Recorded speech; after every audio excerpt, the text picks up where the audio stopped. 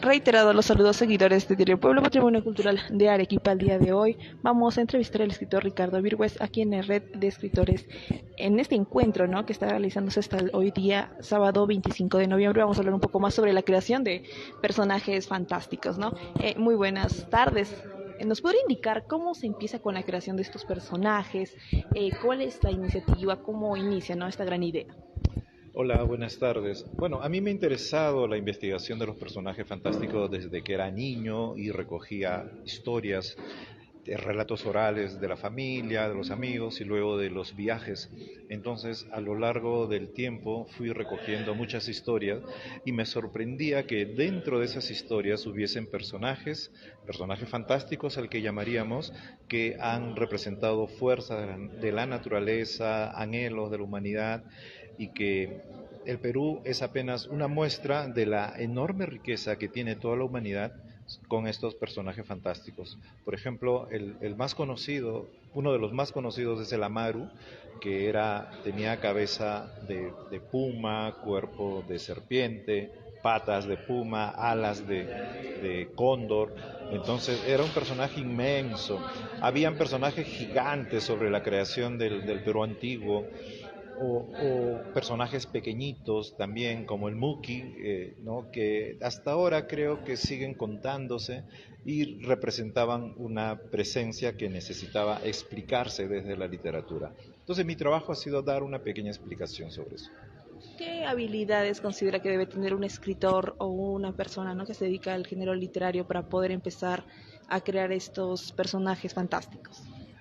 Bueno, la literatura te exige en primer lugar un trato con el lenguaje. Entonces, el aprendizaje del lenguaje dentro de una tradición escrita es importante porque te enseña caminos, técnicas, recursos para un tipo de escritura específica que es la escritura literaria. La escritura literaria es absolutamente distinta de cualquier otro tipo de escritura. Entonces, educarte en eso, ya sea en la universidad, en casa, empíricamente, como sea, pero sumergirte en esa tradición escrita es importante.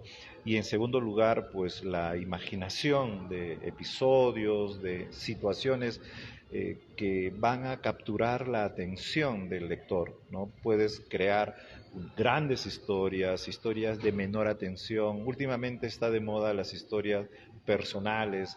Se publican libros, aunque no se ganen lectores, pero la literatura es muy rica y te permite abarcar muchísimos géneros. ¿Usted considera que el tema del género fantástico, no de fantasía, tiene mayor aceptación ahora en estos últimos años, debido, bueno, que hemos visto que las cinematográficas han ido adaptándolas, ¿no?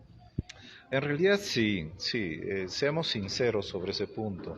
En el Perú estamos acostumbrados a la literatura realista, que es muy buena además, pero vendemos, no sé, 1000, quizá 2000 ejemplares. Pero la literatura del género de fantasía, donde aparecen los dragones, los muertos vivientes, que se produce principalmente en Inglaterra, en Estados Unidos, vende millones de ejemplares, millones de millones. No hay comparación posible con nosotros.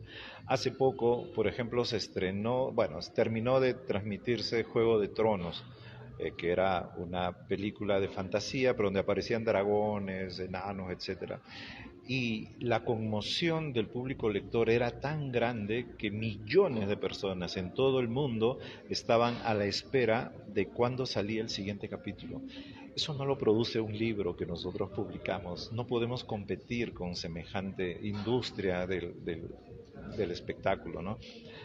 Entonces, respondiendo a tu pregunta, sí, los personajes fantásticos siguen siendo una realidad dentro de la literatura que sigue gustando a mucha gente, probablemente a millones de gente más que nuestra literatura urbana y creo que en el Perú podría explorarse aún más, pero eso no lo podemos decidir nosotros, sino solo esperar qué tipo de libros van saliendo, a ver si logran atrapar a más lectores, que es lo más importante. Digamos, ¿qué faltaría para impulsar este género fantástico, ¿no? Que, digamos, impulsar la creatividad en los jóvenes. ¿Qué se necesitaría? ¿Qué considera? Bueno, el diálogo con los seres fantásticos o los personajes fantásticos puede ser, se da así. Una primera manera es que los escritores copien lo que ya la tradición oral ha creado, inventado. Entonces nos encontramos con recopilaciones. Una segunda forma es que se recreen a estos personajes para nuevas historias. Y yo creo que la fórmula ideal es la segunda, es decir, utilizar a los personajes fantásticos como pretextos para crear grandes relatos, grandes historias. Lamentablemente, de momento estamos solo en la primera parte, cuando recién se está conociendo estas historias, se las está copiando, se las está escribiendo, y yo creo que hay miles de libros de este tema más o menos, ¿no? Que es la recopilación. El siguiente paso, la recreación, todavía falta mucho para hacer.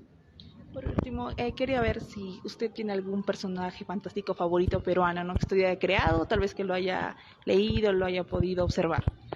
Sí, ¿me pasas el librito, por favor, Seres Fantásticos? Sí, mira, este es uno de mis libros y acá están personajes amazónicos como el Chuyachaki, este es el Mapoa, un árbol que roba niños, el Chuyachaki que está acá abajo, ¿no? Y el Iwa, que es un gigante que también comía niños.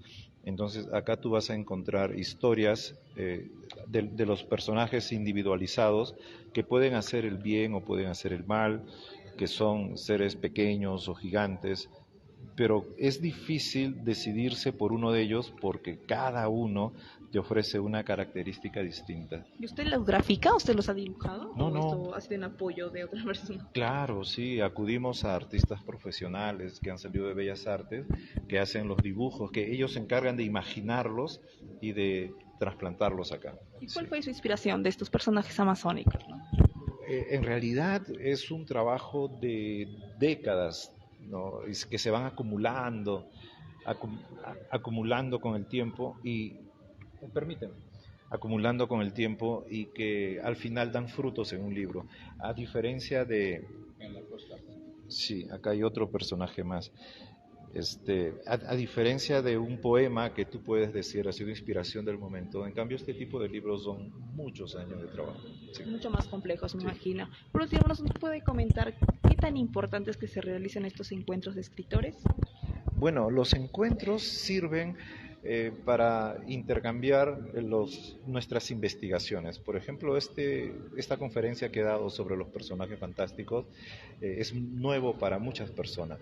Entonces dejo las ideas, también intercambiamos libros, escuchamos a otros autores su nueva propuesta, nos enteramos de otras publicaciones y de otros autores.